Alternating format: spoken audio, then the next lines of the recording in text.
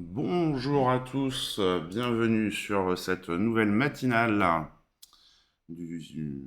cette nouvelle matinale où on va regarder donc un petit peu l'actualité de cette semaine et puis les films qui sortent cette semaine parce qu'on a beaucoup entendu parler de certains films comme Adieu Paris, Les Promesses ou presque, mais il y a plein d'autres films qui sortent donc on va regarder tout ça. Et bon, on va attaquer tout de suite, hein. Hop. Avec une news, je pense, personne n'a échappé à ça. Mort de Gaspard Ulliel, qui est décédé accidentellement à l'âge de 37 ans sur une piste de ski. Donc il y a beaucoup de monde qui lui rend hommage, dont Dolan qui a tourné avec lui, Dujardin, Ninet. Voilà, donc c'est vrai que il a eu une carrière assez fulgurante et il a été plusieurs fois primé en tant qu'acteur. Donc il avait déjà eu deux Césars, meilleur espoir et meilleur acteur. Meilleur espoir pour son premier rôle. Il avait incarné le grand couturier Yves Saint-Laurent sur grand écran. Il tenait un rôle important dans une série Marvel à venir, Moon Knight. Voilà, donc vraiment une grande figure du cinéma qui disparaît. On l'avait vu dans La Princesse de Montpensier, Juste à la fin du monde, Saint-Laurent.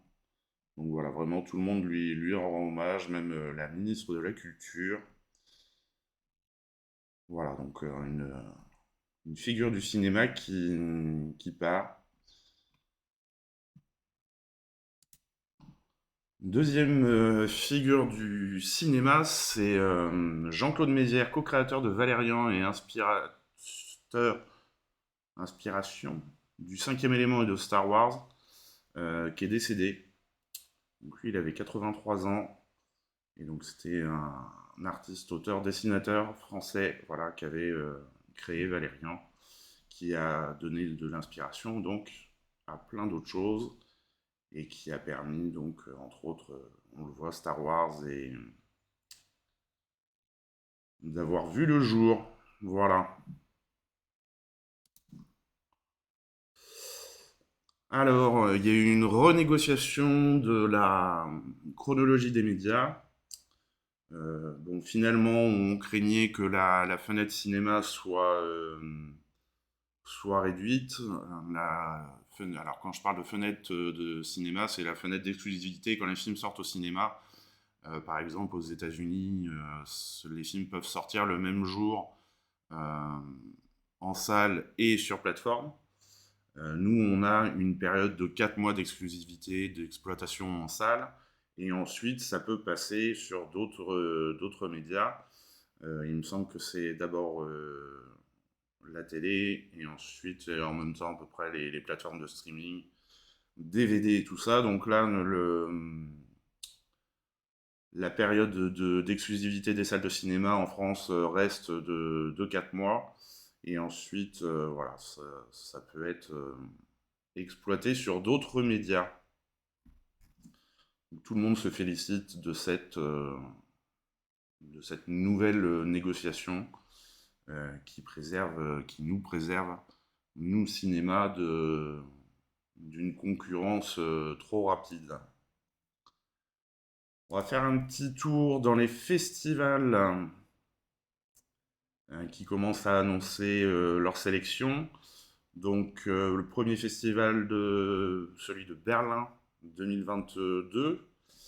La sélection, donc on aura, alors il y a deux sélections, la film de la compétition et la Berlinale Special Gala. Euh, Comme à Cannes, on peut avoir plusieurs sélections. Donc la grosse sélection, Quick Alphabet of Love de Nicolette Krebitz, Alcaraz de Carla Simon, Avec amour et acharnement de Claire Denis, un Rimini de Ulrich Sedl, Cold Jane de Phyllis Nadji, A Piece of Sky de Michael Koch, Everything Will Be Okay de Ritipan, pardon, La ligne de Ursula Meyer, Leonardo Adio de Paolo Taviani, et bah décidément ce matin, Les Passagers de la Nuit de Michael Hers, Nana de Camilla Andini, Peter Von Kant de François Ozon, Rabbi Kurnaz vs George W. Bush de Andreas Dresen, Rob of James de Natalia Lopez Galiardo, Novelist Film de Hong Sang-soo, One Year One Night de Isaki Lacuesta, Un été comme ça de Denis Côté, et Return to Dust de Lee Ruijun. Voilà donc pour la grosse sélection du festival de Cannes. Et ensuite la deuxième sélection qu'on pourrait comparer à la sélection Certains regards de Cannes.